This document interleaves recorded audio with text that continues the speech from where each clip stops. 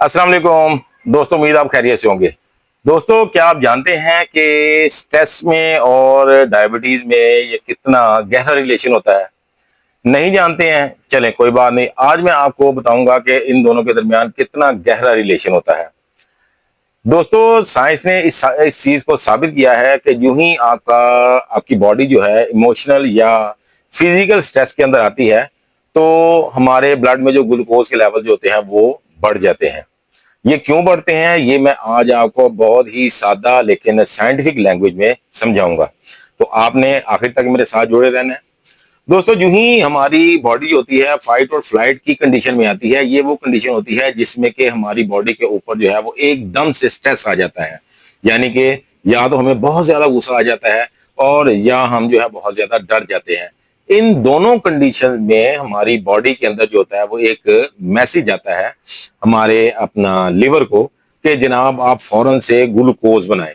क्योंकि ग्लूकोज एक ऐसी चीज है जो कि हमारे मसल्स को 80% जो है वो एनर्जी प्रोवाइड करती है। यानी कि हमारे मसल्स के फंक्शनिंग में जो 80% एनर्जी यूज होती है वो ग्लूकोज से होती है। अब ये प्रोसेस मैं आपको बताता हूं। इस प्रोसेस को जनाब कहते हैं ग्लूकोन्यूजेनेसिस, जिसके जरिए जो है वो ग्लूकोज प्रोड्यूस होता है, ऑटोमेटिकली ग्लूकोज प्रोड्यूस होता है। दोस्तों, हमारे गुर्दों के ऊपर ना दो ग्लैंड लगे हुए होते हैं जिनको कि हम एड्रीनल ग्लैंड्स कहते हैं। ये जो एड्रीनल ग्लैंड्स हैं, स्ट्रेस के आम हालात में जब हमारी बॉडी पे स्ट्रेस आता है तो ये एक हार्मोन है जिसका नाम है कॉर्टिसोल, उसको रिलीज करते हैं।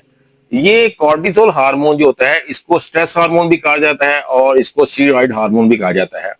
स्ट्रेस हार्मोन इसलिए कहा जाता है कि ये हमारी बॉडी को ड्यूरिंग दिस स्ट्रेस जो है वो प्रोटेक्शन प्रोवाइड करता है, यानी एनर्जी प्रोवाइड करता है, हमारे जो ब्लड प्रेशर है उसको मेंटेन करता है। ठीक है जी, हमारी हार्ट बीट को जो है वो मेंटेन करता है। तो इसको इसलिए जो है वो स्ट्रेस हार्मोन भी कहा जाता है। अब जो ही हमारी बॉडी के ऊपर स्ट्रेस आता है तो ये हमारे लिवर को मैसेज देता है कि जनाब जल्दी से ग्लूकोज क्रिएट कीजिए, ग्लूकोज को बनाइए। और फौरन से हमारा जो लिवर होता है वो ग्लाइकोजन को और अमाइनो एसिड्स को और फैट को जो है वो फौरन से ग्लूकोज में कन्वर्ट करता है, जिसकी वजह से क्या होता है कि हमारे ब्लड में ग्लूकोज के लेवल्स बढ़ जाते हैं। इधर यूं ही हमारे ब्लड में ग्लूकोज के लेवल्स बढ़ते हैं, उधर से हमारे जो बीटा सेल्स हैं उनको मैसेज आता है कि जनाब इंसुलिन निकालिए। तो इंसुलिन जो है वो फौरन से प्रोड्यूस होती है, हमारे जो ब्लड ग्लूकोज लेवल्स हैं उनको कम करती है। क्योंकि आपको पता है कि इंसुलिन जो है वो बेसिकली क्या करती है कि ब्लड में से ग्लूकोज को पकड़ती है, हमारे सेल्स के अंदर डाल देती है, जिससे कि हमारे ब्लड में ग्लूकोज लेवल्स कम हो जाते हैं। अब हम आ जाते हैं जनाब स्ट्रेस पे।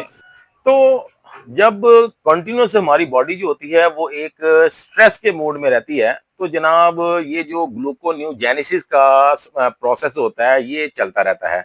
और हमारा लिवर जो है, इवन कि हम बाहर से अगर कोई कार्बोहाइड्रेट नहीं भी लेते हैं तो हमारा लिवर जो होता है वो ग्लूकोज को बनाता रहता है, जिसकी वजह से हमारे जो ब्लड में ग्लूकोज के लेवल जो है वो बढ़े रहते हैं। अब जो डायबिटिक पेशेंट है या टाइप 2 डायबिटीज के पेशेंट है या प्री डायबिटिक पेशेंट है, इनमें जो प्रॉब्लम मेन चल रहा होता है वो इंसुलिन रेजिस्टेंस का चल रहा होता है।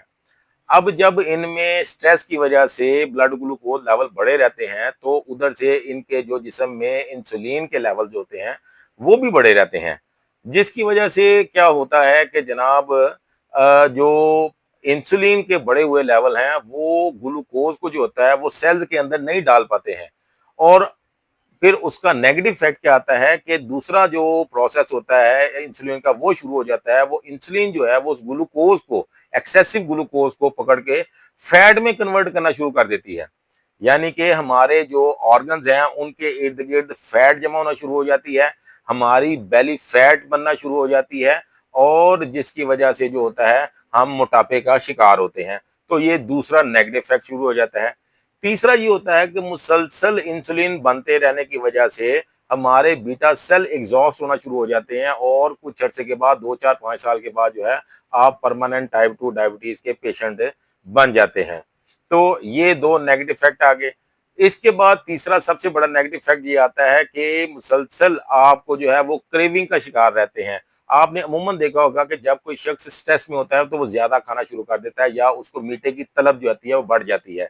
इसीलिए क्या होता है कि वो उसके जो अपना इंसुलिन रेजिस्टेंस है वो भी ज़्यादा बढ़ जाती है।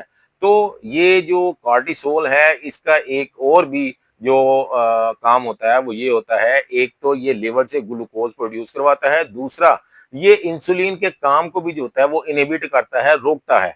इसकी वजह से भी देखें क्या होता है कि जनाब हमारे ब्लड में जो ग्लूकोज के लेवल्स हैं वो बढ़े रहते हैं।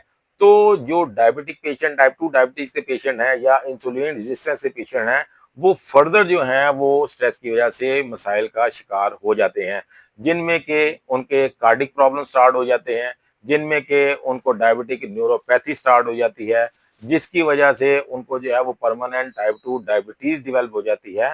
तो दोस्तों आपने देखा होगा इस सारे जो वीडियो है ये मैंने आपको समझाने की कोशिश की है कि आप जितना ज़्यादा स्ट्रेस लेंगे उतने ज़्यादा डायबिटीज़ लेवल्स बढ़ेंगे।